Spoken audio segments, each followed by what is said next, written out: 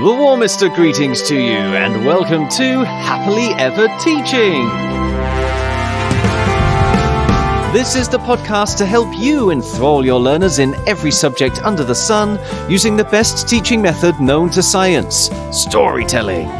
To do this, we feature special guest educators who are passionately keen for your children to become amazing and successful human beings. I am storyteller Chip Cahoon, and with me today is... Hi, my name's Rob. I work in Key Stage 2 in a school in Buckinghamshire, and I've taught all the way from Year 3 up to Year 6. Hi, I'm Helen. I am also a teacher in Buckinghamshire, and I'm currently teaching mixed reception Year 1. And today we are exploring English learning outcomes with a retelling of Hans Christian Andersen's classic, The Little Mermaid. You can listen to the story by downloading our sister podcast, Fables and Fairy Tales, or search our website, epictales.co.uk, for The Dancing Mermaid. There you'll find a video of me telling the story that you can share with your children. And if you sign up as an Epic Educator, you'll also get a copy as an ebook or paperback illustrated by the magnificent Mario Coelho, as well as the full audiobook for you to download at any time. There are even some tips there for telling the story yourself, and a whole heap of resources to go with the lesson ideas we're about to discuss, including any extra lesson ideas that we don't have time to fit into this podcast. Right now, though, let's continue our discussion with Rob and Helen here. And I deliberately put your name first there, Rob, because, of course, there is something of an English theme to this. Well, I should say a language theme, because it's not necessarily English. A punctuation theme. There's a punctuation theme in this story. We did choose this story specifically to explore one particular area of the Key Stage 2 curriculum for literacy. So would you like to tell us more about what that actually is? Sure. It's commas. No, it's not commas. I was wondering where you were going with that then. First activity... That's what we call a dramatic comma. Yeah. The first activity for English that I've come up with, I'm calling Whose Line Is It Anyway? Very good. And it's all to do with speech marks, because there is an awful lot of speech in here, and there are a lot of examples where we know when the mermaid is talking because the droplets of water are put onto the tongue. It mentions that at the beginning of the story when it's talking about the elements. So it comes in kind of Year 4. You might have some exposure to it in Year 3, but definitely in Year 4, how to use speech marks, what they look like, how you should use them properly. I know this because I've done it recently with my class, and the way that a piece of writing changes if it doesn't have speech marks in, how it becomes more confusing to read. And I think there's a whole lot on kind of the language that you can use around speech as well. So part of the curriculum is finding alternative ways of saying said. Now, yes. Because we want our children to become descriptive writers and to be able to describe lots of different things. So thinking about all different kinds of ways that you could write said, whispered, muttered, yelled, gargled, squeaked, all kinds of things. The reason for the big cheesy grin that's on Rob's face at the moment, I should explain for Helen and everybody who can't see, is that Rob and I have discussed this previously. And if you end up on any sort of creative writing course or even in any editing room as an author, one of the first things you are taught is stop using alternatives to said. It's such a primary school thing to do. But the thing is, if you read any novel or any short story even, authors don't care about how often they use the word said. It's seen as something of an invisible word. And the moment you start using words like, as Rob mentioned there, muttered, yelled, gargled, and all of these other supposed alternatives to said, it really makes the author's voice come out maybe more than you'd want to. People start hearing the author more than just getting lost in the story or picking up on the voices of the characters. So a lot of editors and agents, if they're presented with a manuscript full of all of these alternatives to said, they will actually start putting red marks all the way through it. So it's interesting that we encourage children so much to use them, but I guess it's part of encouraging them to find their own voice, isn't it? Find what works for them. And for that, it is useful. But by the sounds of it, if we want our children to become authors in the future, we need to get them tell them expressly. Said. Yeah. Yes. And spelling it correctly, not SED. Yes, definitely. Yeah. Well, I suppose it means that if we have any aspiring authors or writers, we should definitely encourage them towards courses in creative writing or journalism or whatever it be, and don't let them perceive those as unnecessary sort of arty-farty courses. Definitely. There's a nice outdoor activity related to these speech marks that you could do with, depending on the class and depending on what you're doing, you can start to introduce speech marks sort of end of year 2-ish if you want. But even this would work in Key Stage 2 as well. So because the story talks about droplets of water, I would be inclined to take the children outside and get them to write what is said with chalk and then use droplets of water either side to create the speech marks. And that way they're outdoors and they're taking the idea from the story and they're putting it onto their writing outdoors. Yeah. Yes. And you could even use liquid chalk to do that, couldn't you? There is such a thing as liquid chalk? Yeah. Oh. Is there? I'm pretty sure there is. Oh, it sounds good. I'm going with it. I believe you. Tell me more. Well, I'm sure I've definitely come across pens that have a kind of liquid form of chalk in. They're the kind that restaurant owners use to decorate. Yeah, on their chalkboards, to make them a bit thicker and fuller than just a regular piece of chalk might look. Still possible to get rid of them. Whether or not you can actually get the liquid without getting the pen, I don't know. But some other form of kind of temporary ink would be good, something. I guess. Yeah, something like that. Yeah.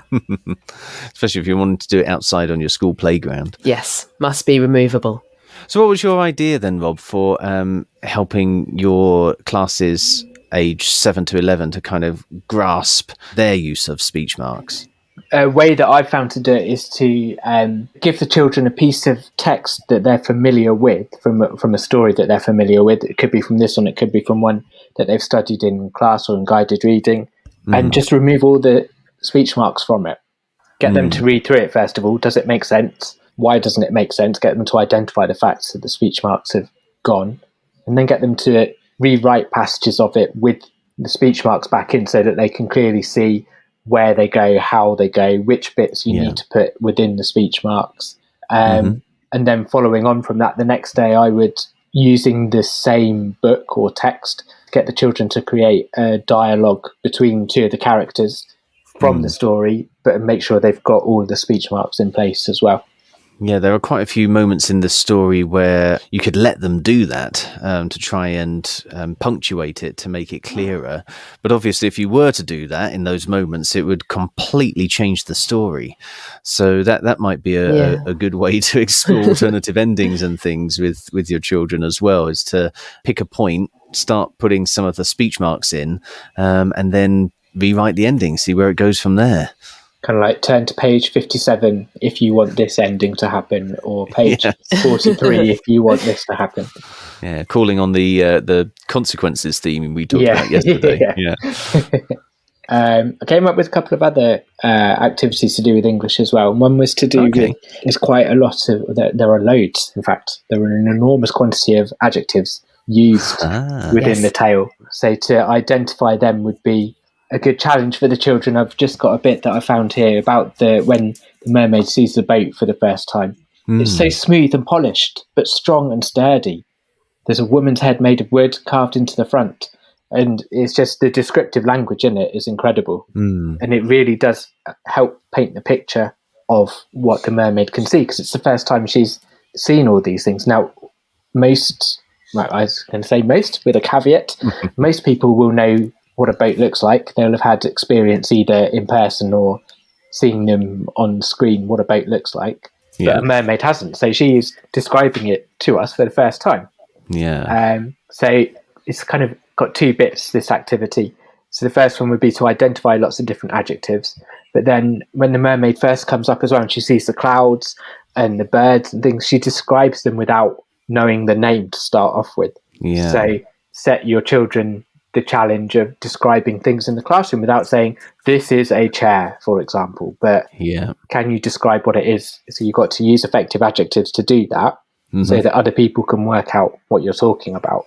And it kind of links into part of the poetry area of the English curriculum as well, where you have to think about riddles and rhymes as well. Was that the Kennings? Yeah. Yeah. So just to really get them to focus their descriptive language rather than, oh, it's quite big, which isn't that descriptive. No.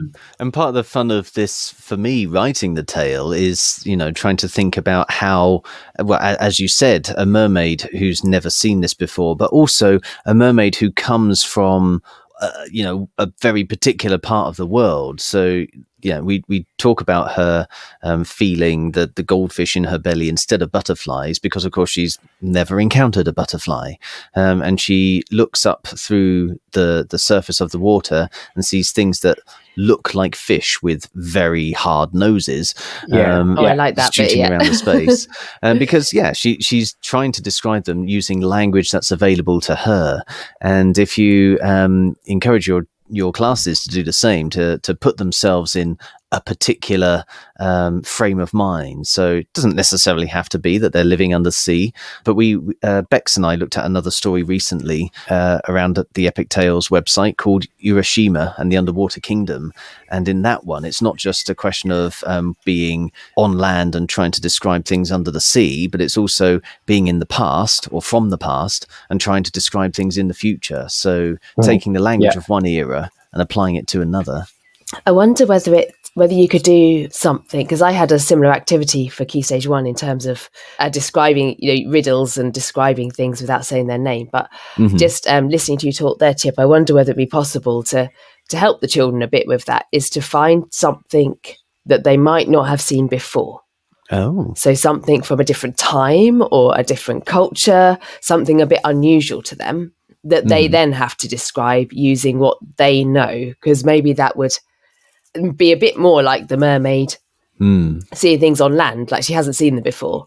So instead of getting the children to describe something they already know as if they don't know it, maybe you could present them with some unusual creatures or objects. So you could sort of flip it on its head and find some underwater creatures, very unusual creatures that they've probably never seen before, from the depths, and see if the children can write riddles and can describe those, not knowing what they are, if that makes sense. Yeah, the old platypus conundrum. Yes. Yeah. that was first discovered. Yes. Certainly. And the world of mini beasts is a fantastic one to mine for this as well. If you take some of the lesser known bugs and blow them up. Not literally. Not literally. Yeah, just magnified. No mini beast shall be harmed.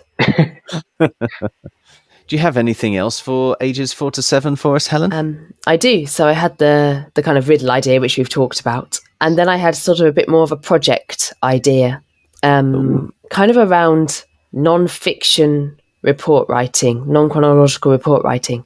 A way that I found is good to do non-chronological report writing with sort of year 1, year 2, is to use a mythical creature or a creature the children have made up themselves, because then the facts or what they don't know doesn't get in the way of the writing, if you see what I mean. So sometimes if you say to the children, oh, write a non-chronological report about elephants, but actually they don't know much about elephants, they can get stuck. So what I've done in the past is get the children to create their own creatures or use a mythical creature that they can add their own facts to, if that makes sense, because then they just end up with a lot more to write. So I had this idea about the children creating their own mythical creature with because apparently, now do correct me, because I've been trying to find this out and it may be wrong. Apparently there's an early legend about how mermaids came to be. It involves the Assyrian goddess Atargatis. And for some reason, I think it was a sad reason, she threw herself into a lake to take on the form of a fish. But what happened was the waters didn't want to hide her beautiful face, so they only let the bottom half of her become a fish. So I found a few different websites that told this tale, so I hope it's not complete nonsense. It's a beautiful story. Anyway, I must admit, I've never heard it before, but it's from the fact that there was a bit of Greek that you had to struggle to pronounce there, I think we can say that it was probably legitimate. That's true. So I thought what might be it would be a bit of a project rather than a lesson, would be to introduce the children to this idea, this myth, this legend, and then get them to create their own creature. So say to them, so if you plonked yourself into a pond and were merged with, or the sea, and were merged with another creature, what would you look like? So you start off by creating this image. I thought you could start off with photos of the children's top half on a piece of paper. Then they could turn themselves into, octopus or a shark or a seahorse or jellyfish or all of those other things. So then they've created their own mythical creature, and from there you do all kinds of work around it, artwork and everything. But if we focus on English, you could do the non-chronological report writing. Gotcha. And I often use when I'm teaching a genre with year 1 and 2 more than reception, but reception to a certain extent. I often have like a model text for them to learn the genre. So you could have a model text about a mermaid, a non-chronological report about a mermaid written for the children, which they would find interesting because they all like mermaids at this point. And then they learn about non-chronological reports and all the features, etc., etc., etc. And then they plan and they write their own report about their own creature they've invented. And because they've invented that creature, they're more invested in the writing and they're more confident because actually no one could tell them that the facts aren't true.